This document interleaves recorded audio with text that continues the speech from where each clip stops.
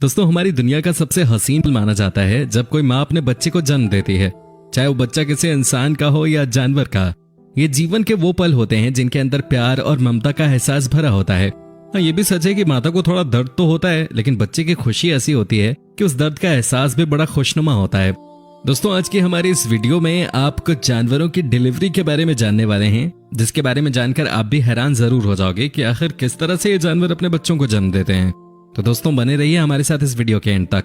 और दोस्तों आगे वीडियो शुरू करने से पहले आपसे सिर्फ एक ही छोटे से रिक्वेस्ट है कि वीडियो को लाइक और हमारे चैनल को सब्सक्राइब जरूर कर लें, ताकि आने वाली नई वीडियो की नोटिफिकेशन आपको मिले सबसे पहले। डॉल्फिन। दोस्तों एक डॉल्फिन का अपने बच्चे को जन्म देते हुए देखना सच में बहुत ही दुर्लभ घटना है। अगर आपको लग रहा है कि वो पानी में चलते हुए बच्चे को जन्म दे देती होगी तो यकीन मानिए आप गलत हैं, क्योंकि ये तो एक लंबी प्रक्रिया है। इसी वजह से डॉल्फिन को धैर्य रखने के मामले में उच्च स्थान प्राप्त है। हवाई के डॉल्फिन अनुसंधान केंद्र में ये डॉल्फिन अपने बच्चे को जन्म दे रही है, और अब जरा देखिए ये कैसे खुद को कसकर मोड़ लेती है। ये इनका बच्चे को बाहर निकालने के लिए लगने वाले जोर लगाने का तरीका है। और अच्छी बात यह है कि पानी के अंदर जन्म देना आसान काम होता है। शुरुआत में ऐसा लगता है कि जैसे डॉल्फिन की एक और पूंछ आ गई हो, लेकिन मुझे भी सबसे ज्यादा हैरानी तब हुई जब मुझे पता चला कि जैसे ही बच्चा बाहर आता है वो तुरंत अपनी माँ के साथ तैरना शुरू कर देता है, जैसे कि वो अंदर से ही तैरना सीख के आया हो। और वो ऐसे तैरता है जैसे पता नहीं है कितने सालों से ऐसे ही तैर रहा हो। तो दोस्तों अगर आपको भी डॉल्फिन्स पसंद है तो हमें कमेंट सेक्शन में यस लिखकर जरूर बताएं। गोरिल्ला।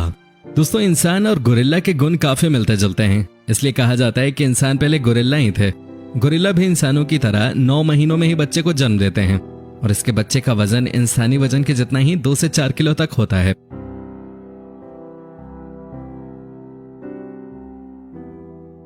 जिराफ। दोस्तों लेडी जिराफ 14 से 15 महीनों के बाद एक जिराफ को जन्म देते हैं। लेडी जिराफ खड़े खड़े अपने बच्चे को जन्म देती है, और जिराफ का बच्चा पैदा होने के आधे घंटे के बाद ही चलने लगता है।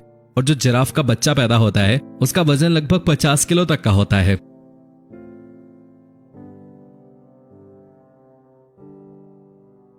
ऊंट। दोस्तों ऊंट गर्म रेगिस्तान में 50 दिन बिना पानी पिए रह सकता है, और लेडी कैमल 360 से 400 दिनों में एक बच्चे को जन्म देती है। लेडी कैमल 2 साल में एक बार प्रेग्नेंट हो सकती है, और वो भी बहुत ही मुश्किल से। लेडी कैमल खड़े खड़े अपने बच्चे को जन्म देती है, और ऊंट का बच्चा जन्म से 1 घंटे बाद ही चलने फिरने लगता है।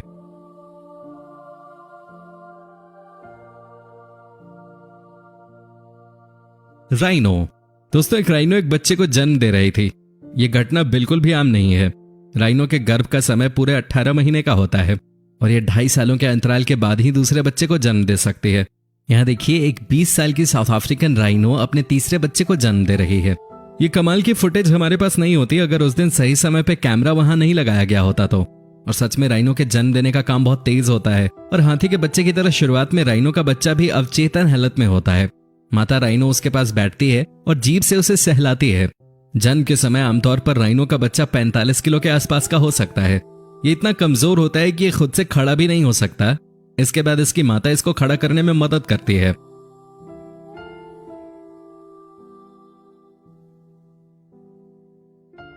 हाथी।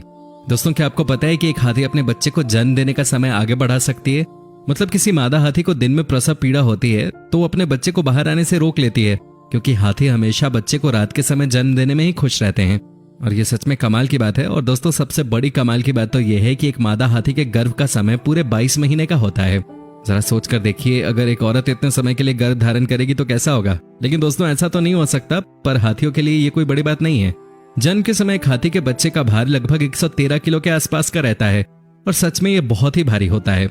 इसके अलावा जन्म देने वाली नलिका तब तक माता से जुड़ी रहती है जब तक उसके अंदर मौजूद सारा तरल और खून बाहर नहीं आ जाता।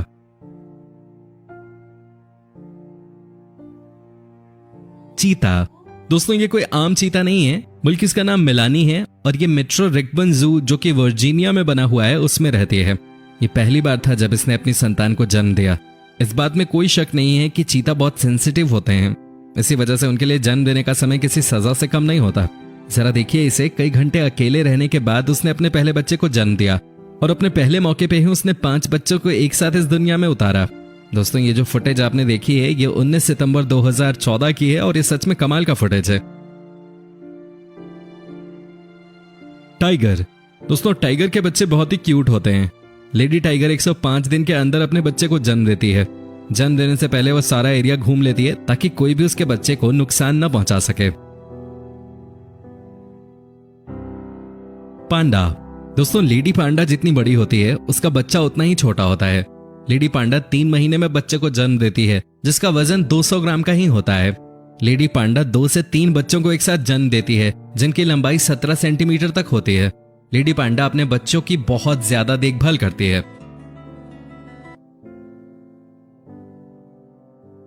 स्लग। एक स्लग में नर और मादा दोनों के प्रजनन अंग होते हैं, यानी ये हार्मोन प्रोडाइट होते हैं और आमतौर पर ये अन्य स्लग द्वारा छोड़े गए यूक्रस को फॉलो करते हैं। ये उसे खा भी लेते हैं, जिसके बाद ये स्लग एक दूसरे को ढूंढते हैं और इस प्रक्रिया की शुरुआत होती है। और फर्टिलाइजेशन के कुछ दिनों बाद एक स्लग अपने बिल में 30 पारदर्शी अंडे देते हैं और बच्चों को विकसित होने में 3 से 5 हफ्तों का समय लग जाता है, जो इनकी प्रजाति पे निर्भर करता है। और आखिर में पूरी तरह तैयार हो चुके ये छोटे छोटे स्लग अंडों से बाहर निकल जाते हैं। जो लोग इन्हें पसंद तक नहीं करते वो भी इन्हें एक बार छूने की कोशिश जरूर करते हैं, क्योंकि उस समय ये बहुत ही प्यारे लग रहे होते हैं और ये स्लग बहुत ही जल्दी बढ़ते हैं और 2 महीनों बाद खुद बच्चे देने के लिए तैयार हो जाते हैं। चिचलिड्स। चिचलिड्स अफ्रीका में नदियों में पाए जाते हैं और इनकी कई विशेषताएं होती हैं। लेकिन चिचलिड्स की सबसे दिलचस्प बात यह है कि ये मछली अपने अंडों को मुंह में रखकर घूमती है, जो देखने में काफी आसान लगता है, पर ऐसा है नहीं। ये एक बार में सभी अंडों को मुंह में नहीं रख पाती। इसके बावजूद जितने अंडे इसके मुंह में आ पाते हैं वो शिकारियों से सुरक्षित होते हैं और ये किसी भी खतरे से हमेशा दूर रहती है। कई बार ये केवल अंडे ही नहीं बल्कि बच्चों को भी मुंह में लेके घूमती है, जिससे इन बच्चों के जिंदा रहने की संभावना बहुत ज्यादा बढ़ जाती है। कंगारू। आज पृथ्वी पर कंगारुओं की लगभग 69 प्रजातियां पाई जाती हैं। ये ऑस्ट्रेलिया और वहां के आसपास के इलाकों में पाए जाते हैं। आपको पता होगा कि माता कंगारू के पास एक थैली होती है जिसमें ये अपने बच्चों को रखती है, लेकिन आप ये नहीं जानते होंगे कि कंगारुओं की प्रेगनेंसी की अवधि बहुत ही कम होती है। आपको बताएं कि एक कंगारू संबंध बनाने के 1 महीने बाद ही बच्चे को जन्म दे देती है, लेकिन इस समय बच्चे बाहरी दुनिया में जीने लायक नहीं होते, क्योंकि जब वो पैदा होते हैं तो छोटे कंगारुओं का साइज केवल कुछ सेंटीमीटर्स का होता है और वो वजन में भी केवल कुछ ग्राम भार वाले होते हैं। इस समय बेबी कंगारू मादा की थैली में पहुंचने के लिए रास्ता बनाते हैं। इस दौरान कंगारू के पिछले पैर नहीं होते, इसलिए वो अगले पैरों का इस्तेमाल करते हैं। इस काम में मादा इनकी मदद नहीं करती और वो केवल थैली तक पहुंचने वाले रास्ते को चाटती रहती है, जिसके बाद बच्चा मां के स्तन से लटक जाता है। लेकिन ये इतना बड़ा नहीं होता कि दूध को पी सके, इसलिए एक स्पेशल मांसपेशी की मदद से दूध इनके शरीर में पहुंचता है।